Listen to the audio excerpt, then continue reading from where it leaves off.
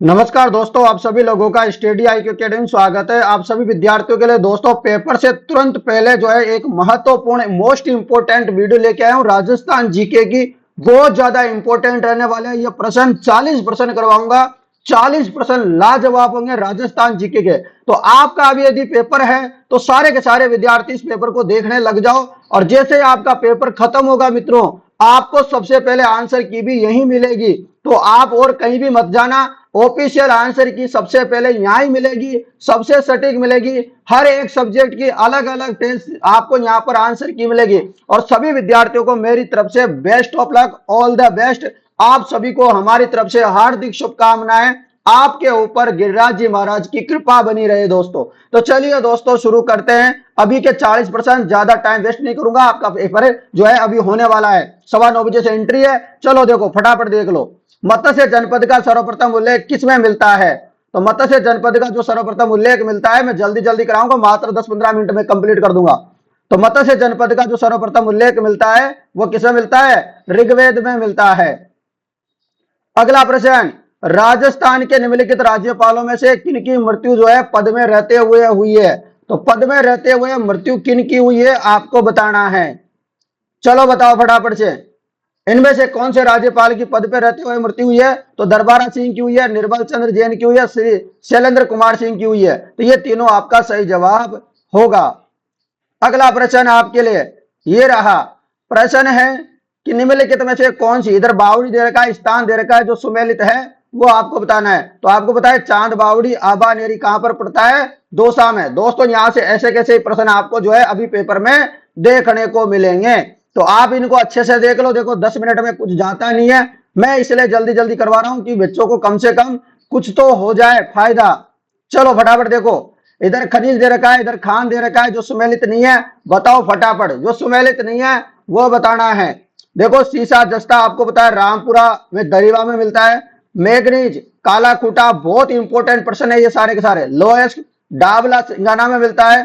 तांबा लीलवाणी में नहीं मिलता, तांबा खेतड़ी सिंगाना में मिलता है, याद रख लेना। अगला प्रश्न, प्रश्न बहुत बढ़िया है कि वाकल मेसवा हतमती जो नदियां हैं किसकी सहायक नदियां हैं? तो वाकल मेसवा हतमती ये सब साबरमती की सहायक नदियां हैं, याद रखना, वेरी इंपॉर्टेंट है। और दोस्तों बनास नदी को वन की आशा बोलते हैं, वर्णाशा नदी बोलते हैं। माई नदी दोस्तों इसका मैदान जो है सो खाटल का प्रदेश बोलते हैं, जो प्रतापगढ़ के आसपास है, याद रखना। माई नदी कर्क रेखा को 2 बार काटती है। चंबल नदी को दोस्तों चरमणवती नदी बोलते हैं। इसके ऊपर 4 बांध बने हुए हैं, गांधी सागर, कोटा बिराज, राणा प्रताप सागर और कोटा बिराज, ठीक है, जवाहर सागर। तो ये आप लोग याद रख लेना, इंपॉर्टेंट है। मैं जल्दी जल्दी से लेकर करवा रहा हूं ताकि आपका काम हो जाए। और तो आपने पढ़ ही लिया होगा, है ना, तो मैंने वो तो पढ़ा दिया था आपको। संरक्षित क्षेत्र और जिला दे रखा है, जो सुमेलित नहीं है वो आपको बताना है। जो सुमेलित नहीं है वो बताना। देखो शेरगढ़ 12 में स्थित है, चर्चाओं में भी अब आ सकता है प्रश्न। बस्ती चित्तौड़गढ़ में, केसरबाग धौलपुर में, फुलवारी के नाल राजसमंद में नहीं, उदयपुर में है। कहां पर है? उदयपुर में है भाई, याद रख लेना। चलो अगला प्रश्न आपके लिए ये रहा दोस्तों, 7वें नंबर का प्रश्न। प्रश्न है यहां शिलालेख दे रखे हैं और उनके वर्ष दे रखे हैं, ठीक है। जो सही जोड़े हैं वो आपको बताना है, जो सही है इनमें से वो बताना है। तो आपको पता है अचलेश्वर शिलालेख 1285 का सही बात है। बिजोलिया शिलालेख मैं बहुत बार बता चुका हूं 1170 ईस्वी का है। और चिरवा शिलालेख यहां गलत दे रखा है। कुंभलगढ़ प्रशस्ति 1460 की है, यानी कि ऑप्शन नंबर बी अपना सही जवाब होगा। अगला प्रश्न, राजस्थान राज्य सूचना आयोग का गठन कब किया गया? तो राजस्थान में राज्य सूचना आयोग का जो गठन है वो कब किया गया था और इसके अध्यक्ष कौन है? भी लाठर साहब है। कौन है? लाठर। तो ये भी आप जो है याद रख लेना। चलो बताओ फटाफट से। बहुत बढ़िया। 18 अप्रैल 2006 को इसका उद्घाटन किया गया था और लाठर जो है इसके क्या है आपको याद रखना है, वह इसके अध्यक्ष है। नेक्स्ट प्रश्न, प्रश्न है विंध्यन कगार किस प्रकार की चट्टानों से निर्मित है? जो विंध्यन कगार है किस प्रकार के चट्टानों से निर्मित है आपको बताना है, बालू का पत्थरों से। तो विंध्यन कगार जो है बालू का पत्थरों से निर्मित है। जैसे दोस्तों अभी पेपर खत्म होगा आपका, ठीक है, आपको तुरंत यहां पर आंसर की लेके आ जाएंगे हम। एक एक पार्ट की जो है आंसर की आपको यहां पर मिल जाएगी भाई, ठीक है। तो ये आप लोगों के लिए जो है हम काम कर रहे हैं टेस्ट सीरीज के ऊपर, आप अच्छे से हमारे साथ जुड़े रहिएगा। लीजिए प्रश्न है, जीवन भर दूल्हे के वेश में रहने वाले दादू के उपदेशों का बखान करने वाले संत कौन थे? तो जहां से ये लाइव क्लास चल रही है सांगानेर से, जयपुर से, वहां के रहने वाले थे रज्जब जी। तो आपको याद रखना है दादू जी के ये प्रमुख शिष्य थे रज्जब जी, जो जयपुर से संबंधित है, दूल्हे के वेश में रहे थे आजीवन। अगला प्रश्न, पर्युषण पर्व किस समुदाय से संबंधित है? पर्युषण पर्व आपको पता है जैन धर्म से संबंधित पर्व है। किससे? जैन धर्म से संबंधित है पर्युषण पर्व। नेक्स्ट प्रश्न है 1857 के विद्रोह के समय जोधपुर का शासक, तो आप सबको पता होगा जोधपुर का जो शासक था 1857 की क्रांति में, वह तख्त सिंह था। कौन था? तख्त सिंह था। और आजादी के समय कौन था? हनुमंत सिंह। तो दोनों प्रश्न अच्छे से याद रखना, प्रश्न आ सकता है। प्रसिद्ध थिएटर निर्देशक शांता गांधी निम्नलिखित में से किस नाट्य से संबंधित है? तो शांता गांधी जो है किस नाट्य से संबंधित है? बहुत बार ये प्रश्न आ रखा है, आपके भी आ सकता है। तो भवाई नाट्य से संबंधित है, आपको याद रखना है शांता गांधी। अगला प्रश्न आपके लिए ये रहा प्रश्न बहुत बढ़िया है कि बिजोलिया शिलालेख में किस वंश के शासकों की उपलब्धियों के बारे में बताया गया है? तो बिजोलिया शिलालेख में कौन से शासकों के बारे में बताया गया है? बताओ फटाफट। तो आपको पता होगा यहां पर चौहानों के बारे में बताया है। किसके बारे में? चौहानों के बारे में बताया गया है। अगला प्रश्न है, राजस्थान प्रथम रोपवे किस जिले में प्रारंभ किया गया है? तो राजस्थान का प्रथम जो रोपवे है किस जिले में प्रारंभ किया गया है? तो जालोर में किया गया है, सुंदा माता में। सुंदा माता का जो मंदिर है वहां पे किया गया है। अगला प्रश्न, ऊपर माल पंच बोर्ड का गठन कब किया गया? ऊपर माल पंच बोर्ड का गठन कब किसने किया था? आपको यह बताना है किसने किया था ऊपर माल पंच बोर्ड का गठन। तो यह किया था विजय सिंह पथिक, जिनका आपको एक और नाम मिलता है भूप सिंह गुज्जर। इनका संबंध उत्तर प्रदेश से है, रख लोगे याद। और साधु राम सीताराम दास का भी बहुत बार क्वेश्चन आता है, इनका संबंध किससे है? तो बिजोलिया किसान आंदोलन से। अगला प्रश्न, भारतीय रेल अनुसंधान एवं प्रशिक्षण केंद्र कहां स्थित है? भारतीय रेल एवं प्रशिक्षण अनुसंधान केंद्र कहां पे है? बताओ फटाफट। देखो जल्दी जल्दी करवा रहा हूं ना, आपका रिवीजन हो रहा है ना अंतिम समय में। पचवद्रा में। तो हो सकता है तो अपने जितने भी ग्रुप वगैरह बने हुए हैं उनमें भी फटाफट से इस बात को शेयर कर दो कि जो है सर ने जो है एक शानदार क्लास ली है राजस्थान जीके की, जहां से प्रश्न आने की 100% संभावना है। रमजोल किस प्रकार का लोकवाद्य यंत्र है? तो रमजोल किस प्रकार का लोकवाद्य यंत्र है? तो रमजोल जो है गणवाद्य यंत्र है, आपको याद रखना है। रमजोल किस टाइप का है? गणवाद्य यंत्र है। नेक्स्ट प्रश्न है, आयोग जिसने राज्यपालों के लिए 5 वर्ष के लिए एक निश्चित कार्यकाल की संस्तुति की थी, तो उस आयोग का क्या नाम है? उस आयोग का नाम हो जाएगा पुंची आयोग। कौन सा आयोग? पुंची में 5 आ रहा है, पुंची पुंची 5 पुंची, ऐसे कुछ कुछ समझ में आ रहा है, तो इन्होंने दिया था। अगला प्रश्न है, राजस्थान के उत्तर से दक्षिण से, आपको बताना है राजस्थान के उत्तर से दक्षिण, पूर्व से पश्चिम का जो विस्तार है वो कितना है? तो आपको पता है 869 तो जो है पूर्व से पश्चिम है और 826 जो है उत्तर से दक्षिण है। तो इनका दोनों का अंतर निकालोगे तो 43 किलोमीटर आता है। सिंपल सा जवाब। अगला प्रश्न, राजस्थान का सर्वोच्च पठार आपको मैंने बता रखा है, उड़ गया उड़ गया। क्या उड़ गया? पहाड़ उड़ गया। कहां पर उड़ गया? उड़ गया बहुत ऊंचा, तो उड़ गया के सिरोही में बैठ गया। कहां पर? सिरोही में स्थित है, आपको याद रखना है। उड़िया का पठार सबसे ऊंचा पठार है। अगला प्रश्न ये रहा दोस्तों। प्रश्न है, लिफ्ट नहर योजना दे रखी है, उपलब्धता क्षेत्र दे रखा है, जो सुमेलित नहीं है वो अपन को बता देना है। चलो बताओ फटाफट। तो आपको पता है कवरसेन बीकानेर गंगानगर को लाभान्वित करती है, गंदेली साहबा अपने चूरू को लाभान्वित करती है, गजनेर पन्नालाल भरपाल बीकानेर नागौर को, परंतु राजीव गांधी गलत हो जाएगा। अगला प्रश्न आपके लिए यहां पर प्रश्न है कि राष्ट्रीय राजमार्ग 44 राजस्थान के किस जिले से गुजरता है? तो NH 44 कौन से जिले से गुजरता है? तो NH 44 केवल और केवल धौलपुर से, अपने पूर्वी राजस्थान से होके गुजरता है। चलो अगला प्रश्न आपके लिए, चलो बताओ फटाफट। बूंदी में 84 खंभों की छतरी का निर्माण किसने करवाया था?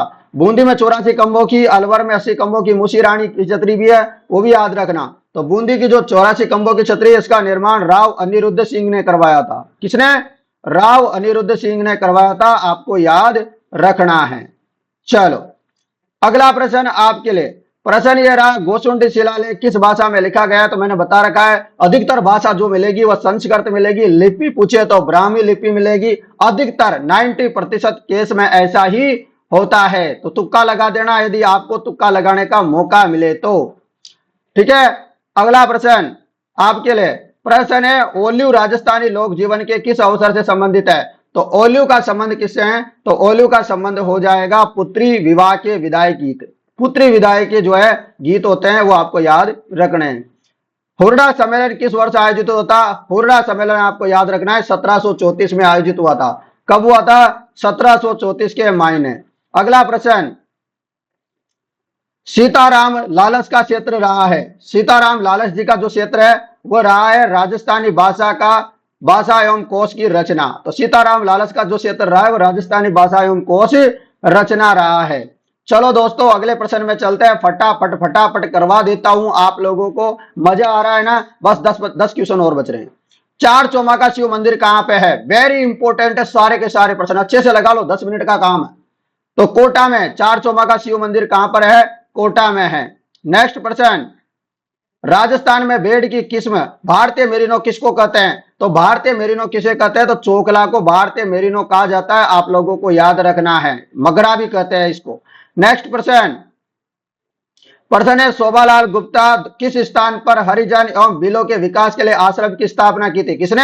शोभालाल गुप्ता जी ने। बताओ कहां पे स्थापना की थी? तुरंत, वेरी गुड, बहुत बढ़िया। तो सागवाड़ा डूंगरपुर, रख लोगे याद, सागवाड़ा डूंगरपुर। नेक्स्ट प्रश्न 32वें नंबर का क्वेश्चन, अनुप्रस्थ बालू का टीले राजस्थान के किस जिले में मिलते हैं? कहां पे मिलते हैं? तो बीकानेर गंगानगर में मिलते हैं अनुप्रस्थ बालू का टीले, याद रखिएगा। अगला प्रश्न आपके लिए ये रहा प्रश्न, कंदोरा आभूषण शरीर में कहां पहनते हैं? कंदोरा कमर समझ में आ रहा है? कंदोरा में क, कमर में क, तो कंदोरा कमर। ठीक है ना? अगला प्रश्न है, कोटा के किस शासक के काल को कोटा स्कूल चित्रशैली के उत्कर्ष काल माना जाता है, स्वर्ण काल माना जाता है? तो जवाब हो जाएगा महाराव उमेद सिंह प्रथम, इसका सटीक जवाब होगा। नेक्स्ट प्रश्न आपके लिए ये रहा, महाराणा सांगा किस युद्ध में बाबर की सेना को हराया था? तो महाराणा सांगा ने युद्ध में हराया था बाबर की सेना को। तो आपको याद होगा बयाना के युद्ध में हरा दिया था, खानवा के युद्ध में सांगा जी खुद हार गए थे। तो इतना याद रख लेना। अगला प्रश्न आपके लिए ये रहा प्रश्न है कि राजस्थान में निम्न से कौन सा उर्वरक खनिज पाया जाता है? तो कौन सा उर्वरक खनिज है जो राजस्थान में मिलता है? तो जिप्सम मिलता है, पायराइट मिलता है, रॉक फॉस्फेट मिलता है, यानी कि ये सभी मिलते हैं राजस्थान के मायने। अगला प्रश्न है, राजस्थान लोक सेवा गारंटी नियम 2011 का क्या उद्देश्य है? तो इसका उद्देश्य हो जाएगा पारदर्शिता लाना, बिल्कुल शिकायत निवारण तंत्र उपलब्ध कराना, सेवा प्राप्ति का अधिकार देना, यानी कि उपयुक्त सभी बातें सही होगा। और यह शुरू हुआ था दोस्तों 14 नवंबर 2011 को। कितनी योजना थी? 15 योजना थी, आपको याद रख, 15 विभाग थे सोई। ठीक है ना? चलो अगला प्रश्न बहुत बढ़िया है, राजस्थान में नर्मदा नदी का कितना हिस्सा प्राप्त होता है?